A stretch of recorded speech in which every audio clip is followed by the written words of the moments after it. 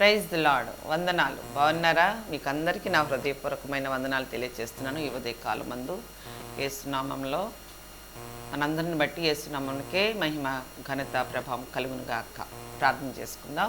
సకల ఆశీర్వాదముల కన్నా మీ పరిశుద్ధమైన నామమునకై వందనాలు, కృతజ్ఞతాస్తుతి, స్తోత్రాలు తెలియజేసుకుంటూ ఉన్నాము తండ్రి ప్రభ.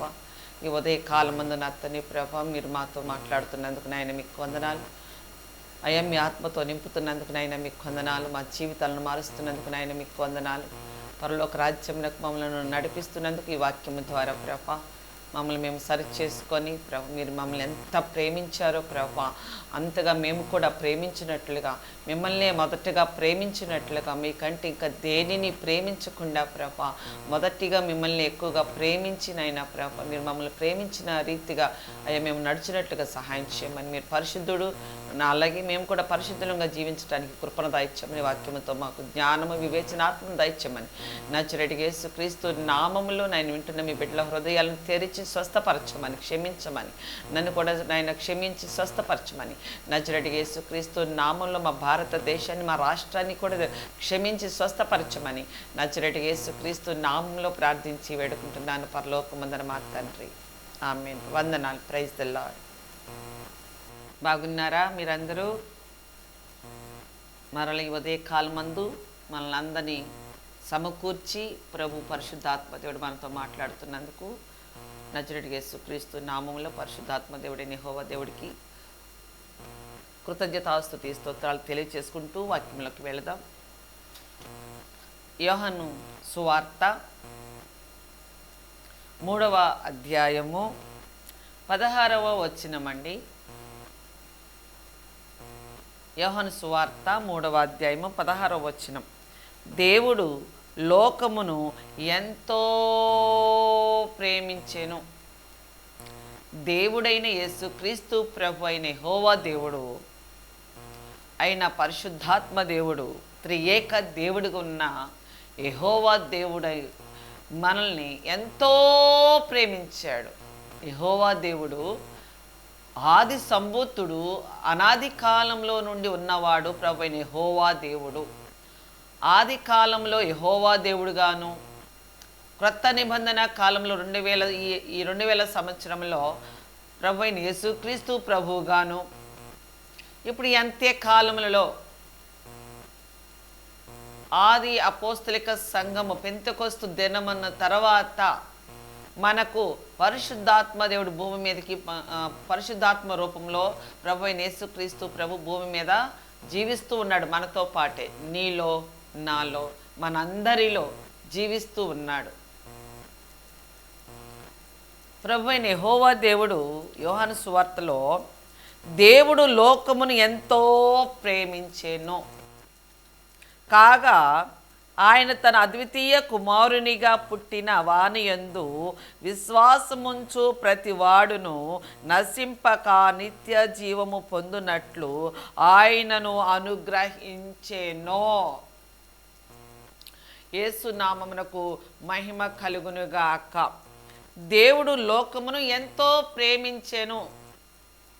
భూమి ఆకాశములు లేకమునిపే దేవుడు అనగా భూమి ఆకాశములను సృష్టించినవాడు ప్రభు అయిన యెహోవా దేవుడు తన నోటి మాట ద్వారా పలుకుతూ ఉన్నప్పుడు ఆ ప్రభు అయిన యెహోవా దేవుడి నోటంట వచ్చిన మాటే, ఆ వాక్యే యేసుక్రీస్తు ప్రభువై ఉన్నారు. ఆ శబ్దమే యేసుక్రీస్తు ప్రభువై ఉన్నారు. శబ్దము, వాక్కు, స్వరము, మాట ఇవన్నీ కూడా ఒకే అర్థాన్ని తెలియపరుస్తూ ఉన్నాడు యేసుక్రీస్తు ప్రభు. ప్రభు అయిన యెహోవా దేవుడు లోకమును ఎంతో ప్రేమించెను. లోకమునంటే జనులు, ప్రజలు, మనుషులు. ఒక సామెత ఉంది కదా, లోకమంటే మట్టి కాదోయ్, లోకమంటే మనిషిలోయ్ అని. ఒక లోకమంటే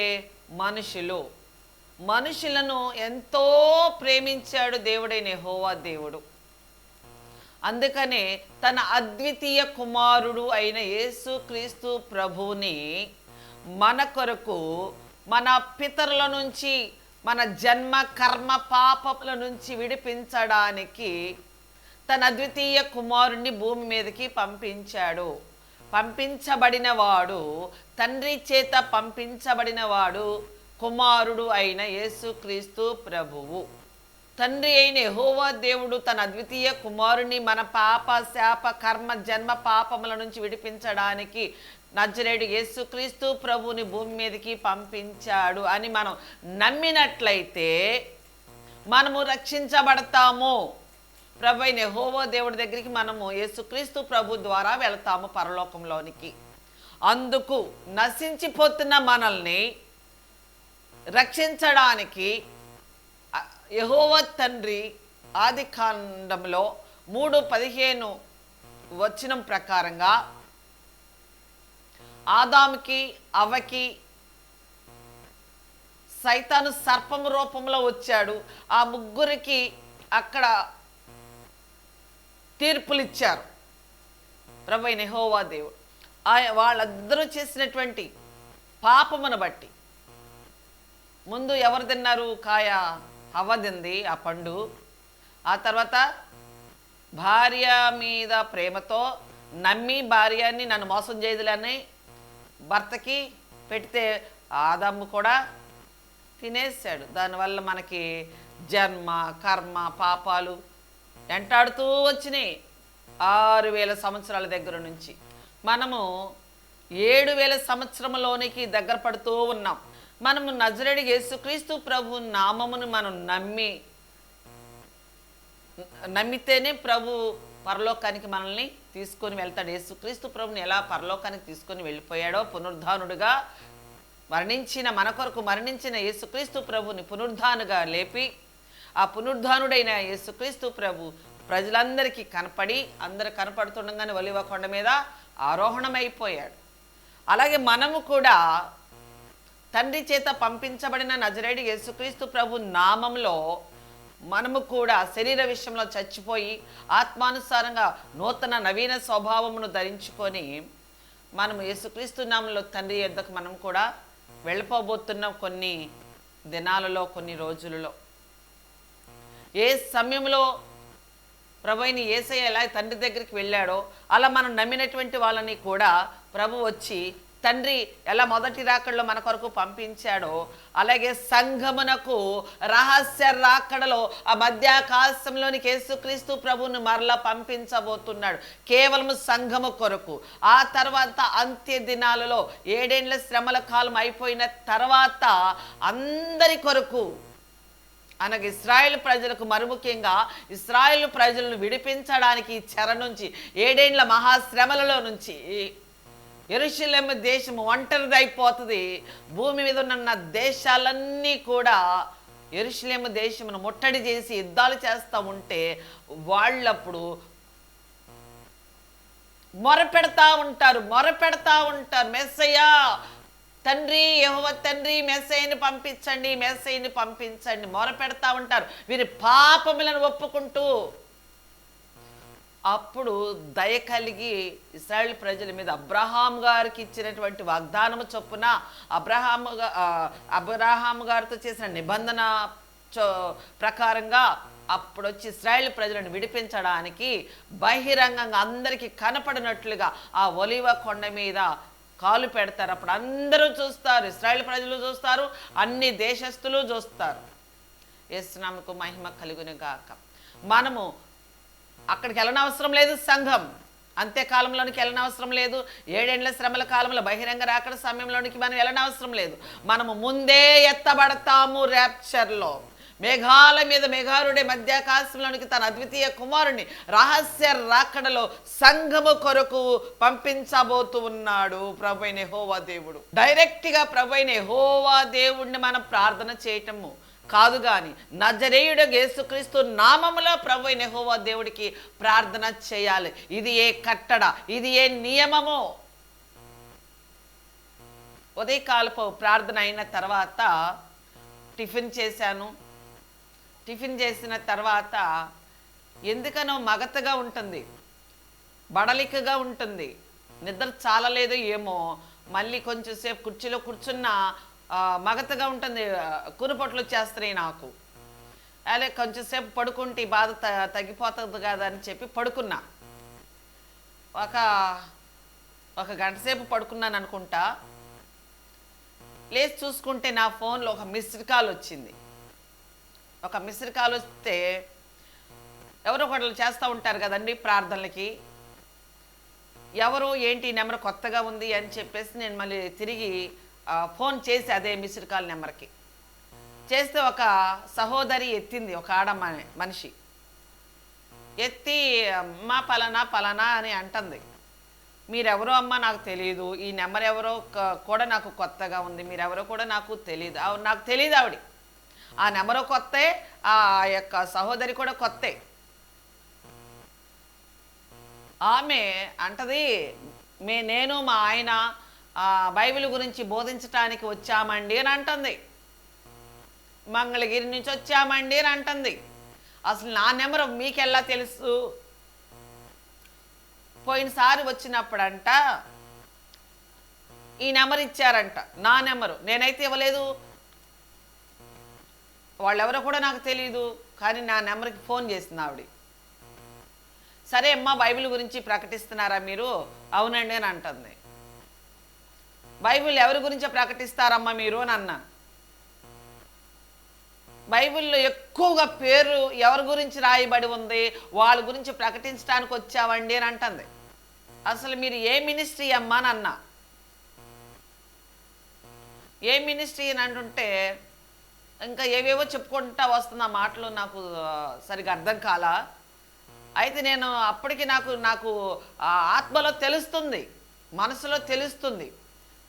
మీరు ఏ మినిస్ట్రీ నుంచి వచ్చారు అని అంటే చెప్పట్లేదు ఆవిడ. మేము బైబిల్ గ్రంథం గురించి ప్రకటించడానికి వచ్చాము, ఎక్కువగా బైబిల్ గ్రంథంలో ఏ పేరు ఉందో ఆ పేరు గురించి చెప్పడానికి వచ్చాము అని అంటుంది. అసలు మీరు ఏ మినిస్ట్రీ నుంచి వచ్చారంటే చెప్పట్లేదు. అప్పుడు నేను అన్నా, మీరు యెహోవా సాక్షులా అని అడిగా. అవునండి అవునండి అవునండి అని అంటుంది. ఈ డొంక తిరుగులన్నీ ఎందుకు, మేము యెహోవా సాక్షులమని ఒక మాట చెప్తే సరిపోద్ది కదా అని అలా అని నేను ఫోన్ పెట్టేశా. ఆవిడ అంటుంది, మేము యెహోవా సాక్షులం, ప్రభువైన దేవుడు లోకమును ఎంతో ప్రేమించని. ఇక్కడ దేవుడు అన్న చోట ఆది కాండంలో యెహోవా దేవుడుగానే ఉన్నారు.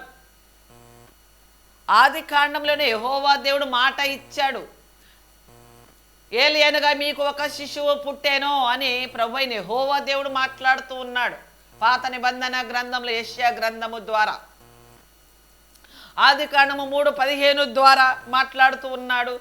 యోహాను సువార్త, ఈ 4 సువార్తల్లోనూ యేసుక్రీస్తు ప్రభు గురించి ఆ ప్రవచనాలు నెరవేర్చబడినాయి. యోహాను సువార్త 3:16లో, కాగా దేవుడు లోకమును ఎంతో ప్రేమించెను, కాగా ఆయన తన అద్వితీయ కుమారునిగా పుట్టిన వాని యందు విశ్వాసముంచు ప్రతివాడును నశింపక నిత్య జీవము పొందినట్లు ఆయనను అనుగ్రహించెను. ప్రభువైన యెహోవా దేవుడే మనకి ఈ కట్టడ చెప్తుంటే, ఈ నియమము చెప్తుంటే, మీరు నా ద్వారా రాలేరు పరలోకానికి, నా కుమారుడు, నా అద్వితీయ కుమారుడు, నా ఏకైక కుమారుని మీ కొరకు భూమి మీదకి పంపించబోతున్నాను, ఆ కుమారుడి ద్వారానే మీరు నమ్మినట్లయితేనే మీరు నా దగ్గరికి రాగలుగుతారు అని ప్రభువైన యెహోవా దేవుడే మనతో మాట్లాడుతూ ఉంటే, వాళ్ళంట యెహోవా సాక్షులు అని చెప్తా ఉన్నారు. ప్రియ క్రైస్తవ్య సంగమా, మీ ఇళ్ళకి ఎవరైనా యెహోవా సాక్షులు అంటూ వస్తే రానియకుండా ఉండటం మంచిది, వాళ్ళతో మాటలు విస్తరించి మాట్లాడుకోకుండా ఉండటం మంచిది. యేసునామముకు మహిమ కలుగును గాక. డైరెక్ట్గా ప్రభువైన యెహోవా తండ్రి దగ్గరికి మనము డైరెక్ట్గా వెళ్ళలేమండి. మనము పరిశుద్ధులము కాదండి డైరెక్ట్గా వెళ్ళటానికి. మనల్ని పరిశుద్ధపరిచిన వాడు ప్రభువైన యేసుక్రీస్తు ప్రభు రక్తంలో మనము పరిశుద్ధపరచబడి ఉన్నాము. ప్రభువైన యేసుక్రీస్తు నామము ద్వారానే తండ్రికిని మనకిని మార్గము, దారిగా ఉన్నటువంటి వాడు నజరేయుడు యేసుక్రీస్తు ప్రభు. ఆ మార్గంలో గుండా వెళితేనే తండ్రి దగ్గరికి మనము వెళ్ళగలుగుతాము. కనుక డైరెక్ట్గా ప్రభువైన యెహోవా దేవుడు నామములో మనము వెళ్ళలేమండి. ఆయన అగ్ని స్వరూపుడు, మనం కాలిపోతాం, మనం వెళ్ళలేం. కనుక ప్రేమామయుడు, కరుణామయుడు, కృపామయుడు అయిన తండ్రి దగ్గర నివసించటం భాగ్యమని ఎంచుకోక, తండ్రి చెప్పంగానే కుమారుడైన యేసుక్రీస్తు ప్రభు మన కొరకు తను తగ్గించుకొని భూమి మీదకి వచ్చి మన జన్మ పాపం, కర్మ పాపం, మన పితరుల పాపం, మన పాపం, నా పాపం, నా పిల్లల పాపం, తోడబుట్టిన వాళ్ళ పాపం, బంధువుల పాపం, మనందరి పాపములను ఆయన మీద వేసేసుకున్నాడు యేసుక్రీస్తు ప్రభు. సిలువ అనే భారము, పాప భారము. సిలువ అంటే పాప భారము, మన పాప భారం అండి. నా పాప భారం, మీ పాప భారం, లోకమంతటి పాప భారాన్ని యేసుక్రీస్తు ప్రభు తండ్రి మాట విని, తండ్రి మాటకి లోబడి భూమి మీదకి వచ్చాడండి. మీ కొరకు, నా కొరకు. ప్రియ క్రైస్తవ సంగమా, నజరుడు యేసుక్రీస్తు నామము అన్ని నామముల కన్నా పై నామమందు స్తుతించబడునుగాక. యేసు నామంలో యేసయ్యకు కృతజ్ఞతాస్తుతులు చెల్లించబద్దులమై ఉన్నాము. అయితే దేవుడు లోకమును ఎంతో ప్రేమించాడు, అనగా మనల్ని, నన్ను, నిన్ను యేసుక్రీస్తు ప్రభు ఎంతో ప్రేమించి తండ్రి మాట విని మన కొరకు వచ్చాడు. మరి మనం ఎంత ప్రేమిస్తున్నామో, మనం ఎంత ప్రేమిస్తున్నామో, ఎంతో దేవుడు లోకమును ఎంతో ప్రేమించెను, ఎంతో ప్రేమించెను అంటే ఎలాగుంది? దేవుడు లోకమును ఎంతో ప్రేమించెను అన్న మాటకి తేడా ఉంది. ఎంతో అంటే ఎంతో ప్రేమించాను అని మామూలుగా చదివితే అక్కడ మాటకి అర్థం కనపడతలేదండి. ఎంతో ప్రేమించాను. సేవకులు మెసేజ్ చెప్తున్నప్పుడు దేవుడు లోకమును ఎంతో ప్రేమించాను ఎలాగుంది, ఎంతో ప్రేమించాను అనంటే ఎలాగుందని తేడాలు చెప్తూ ఉంటారండి మీటింగులు సేవకులు. యేసునామమునకు మహిమ కలుగును గాక. అప్పుడే ఆ మాటకి ఎంతో విలువ కనపడుతూ ఉంటుంది. యేసునామమునకు మహిమ కలుగును గాక. అయితే యథార్థంగా ప్రవర్తిస్తూ ఉంటారండి. చర్చికి వస్తారు, యథార్థంగా అమ్మో ఈ పని చేస్తే ప్రభు కోపగిస్తాడు అమ్మో అని చెప్పి యథార్థంగా ప్రవర్తిస్తారంట. ఒక వ్యక్తి గురించి మనం మాట్లాడుకుందాము. 2వ దినవృత్తాంతములు 25వ అధ్యాయము 1వ వచనం మనం చదువుకుందాం. అమజ్య ఏలన ఆరంభించినప్పుడు 25 ఏండ్ల వాడై 29 సంవత్సరములు 25 సంవత్సరాల అమజ్య 29 సంవత్సరాలు యెరూషలేము దేశమును పరిపాలించాడంటండి. యెరూషలేమును ఏలును. అతని తల్లి యెరూషలేము కాపురస్తురాలు, ఆమె పేరు యెహోయద్దాను. అతడు యెహోవా దృష్టికి యథార్థంగా ప్రవర్తించెను. గాని అమ్మో, గాని అనేటప్పటికి చాలా అర్థం ఉందండి. గాని, కానీ, కానీ, అయితే, అయితే, కనుక, గాని, వీటికి చాలా అర్థాలు ఉంటాయండి. మీనింగ్ లోపల అంతరార్థం చాలా అర్థాలతో కూడుకున్న మాట ఇది. అమజ్య అంట యెహోవా దృష్టికి యథార్థంగానే జీవించాడంట. కానీ పూర్ణ హృదయముతో ఆయనని ఆరాధించలేదంట. అమజ్య అనే రాజు, యెరూషలేము దేశాన్ని పాలించే రాజు ఈనాడు నెహెమ్యా పరిపాలిస్తున్నాడు. నెహెమ్యా గారు, ఆయనే నెతన్యాహు గారు ఇప్పుడు పరిపాలిస్తున్నారు. ఆ కాలంలో అమజ్య అనే రాజు యెరూషలేము దేశాన్ని పాలిస్తున్నాడు. యథార్థంగా ప్రవర్తిస్తున్నాడండి. అంత మట్టికి మంచిగానే ఉంది. కానీ హృదయపూర్వకంగా యేసయ్యనంట ఆరాధించట్లేదంట, ప్రార్థన చేయట్లేదంట. మనస్ఫూర్తిగా హృదయపూర్వకంగా యెహోవా దేవుని అమజ్య రాజు ఆరాధించట్లేదంట, ప్రార్థించట్లేదంట, వర్షిప్ చేయట్లేదంట, వాక్యం చదవట్లేదంట. యథార్థంగా ప్రవర్తిస్తుండటం వేరు, హృదయపూర్వకంగా యేసయ్యను ప్రార్థన చేసుకోవటం వేరు. రెండు ఒకటి కాదండి. అందుకని ఇక్కడ మనకి తేడా చూపిస్తూ ఉన్నాడు పరిశుద్ధాత్మ దేవుడు.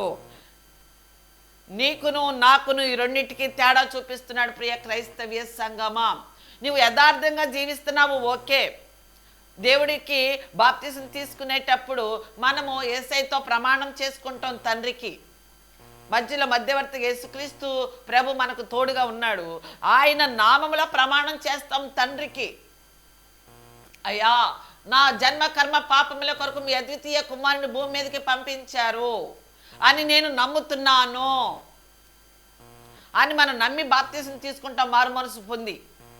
అప్పుడు ఇచ్చినటువంటి మాటలన్నీ కూడా మనం నెరవేరుస్తూ వస్తున్నాం. సినిమాల చోట్ల సిగరెట్లు తాగట్లా, సారా తాగట్లా, కళ్ళు తాగట్లా, చుట్టా బీడీలు చేయట్లా, గుట్కాలు పాను పరాగులు మత్తు పదార్థాలు తీసుకోవట్లా, భార్యను కొడతలా, కష్టపడిన డబ్బంతా తీసుకొచ్చి తీస్తున్నాం. ఇవన్నీ ఓకే, మంచిదే. అయితే హృదయపూర్వకంగా యేసయ్యను ప్రార్థన చేయటలేదు. దేనికోసం ప్రార్థన చేస్తున్నాం మనం? ఇల్లు కావాలండి, నాకు సొంత ఇల్లు లేదండి, ప్రార్థన చేయండి అని ఆ ప్రార్థన గ్రూప్లో వాళ్ళకి, ఈ ప్రార్థన గ్రూప్లో వాళ్ళకి ప్రార్థన అంశాల్లో పెట్టిస్తాం.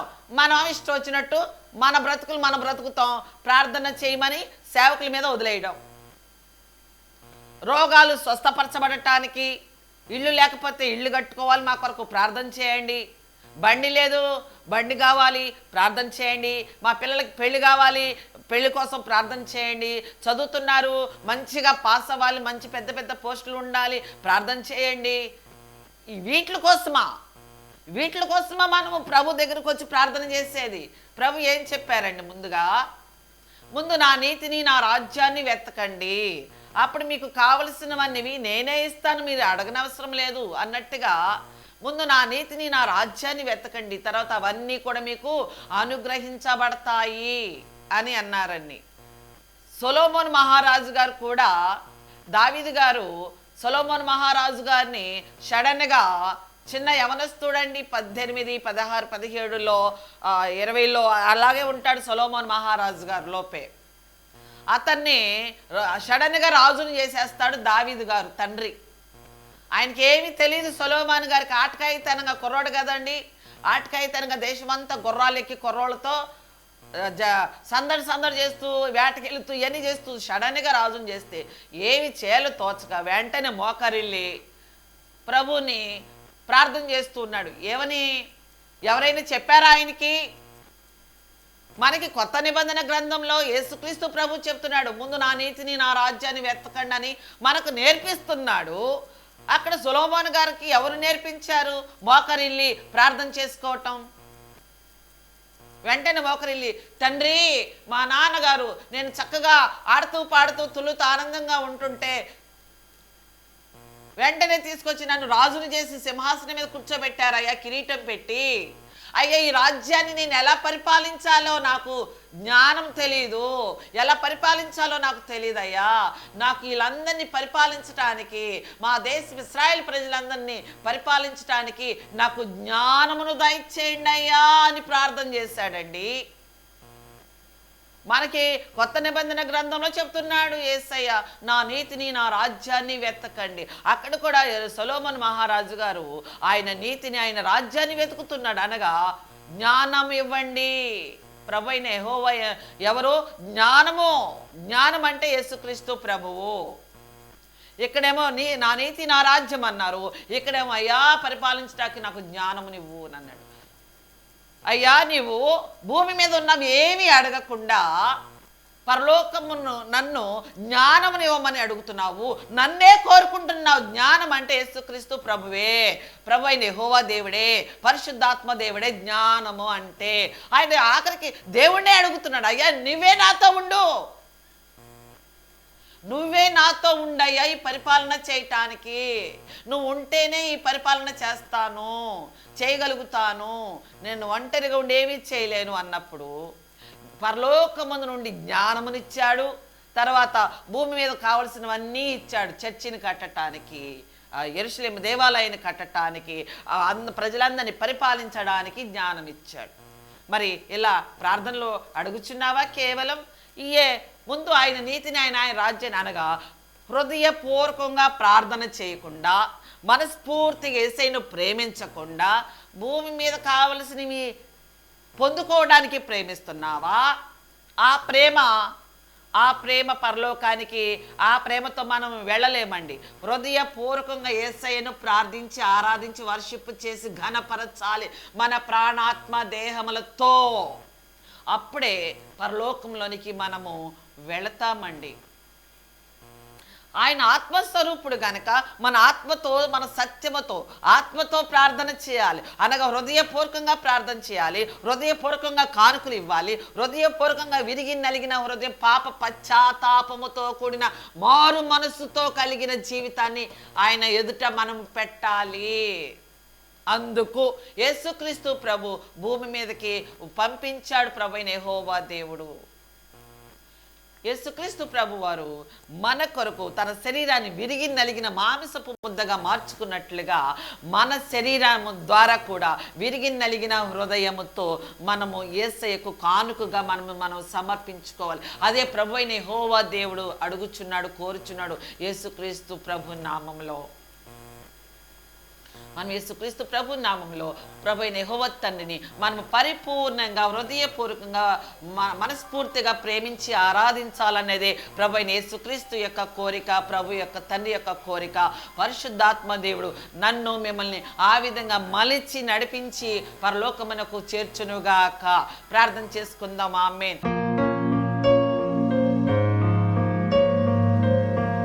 స్తోత్రం నాయనా, పరిశుద్ధుడా, గొప్ప తండ్రి, నిజమైన దేవుడు తండ్రి, మా మంచి ఉపకారివి తండ్రి, మాకు మేలు చేసిన దేవుడు అయ్యా, మాకు నిత్య జీవమునిచ్చిన దేవుడు నాయన. మేము ఇంకా భక్తిహీనంగా ఉండగానే ప్రభా మమ్మల్ని నీతిమంతులుగా మార్చిన దేవా మీకు స్తోత్రం తండ్రి. మమ్మల్ని ఎంతో ప్రేమించి మా కొరకు ప్రాణం పెట్టిన నజరేయుడు యేసయ్యా మీకే వందనాలు, కృతజ్ఞతాస్తుతి స్తోత్రాలు తండ్రి. మమ్మల్ని ఎంతగానో ప్రేమించిన దేవుడు అయిన యెహోవా తండ్రి, మీ అద్వితీయ కుమారుని మా కొరకు భూమి మీదకి పంపించి నాయన మా కొరకు నాయన రక్తం చిందించి ప్రాణం పెట్టి మీ వద్దకు పిలుచుకున్న యేసయ్య, అయా మృతులో నుంచి క్రీస్తును అయా మన పునరుద్ధానుడిగా లేపిన తండ్రి, మీరు మాలో జీవించమని నజరేయుడు యేసుక్రీస్తు నామములో మిమ్మల్ని హృదయపూర్వకంగా ప్రేమించి ఆరాధించి ఘనపరచటానికి మా ప్రాణాత్మ దేహములతో అయా మమ్మల్ని మలచమని, అభిషేకించమని, మమ్మల్ని క్షమించమని నజరేయుడు యేసుక్రీస్తు నామములో అడిగి ప్రార్థించి వేడుకుంటున్నాను పరలోకమందున మా తండ్రి. ఆమేన్. Praise Lord. వందనాలు.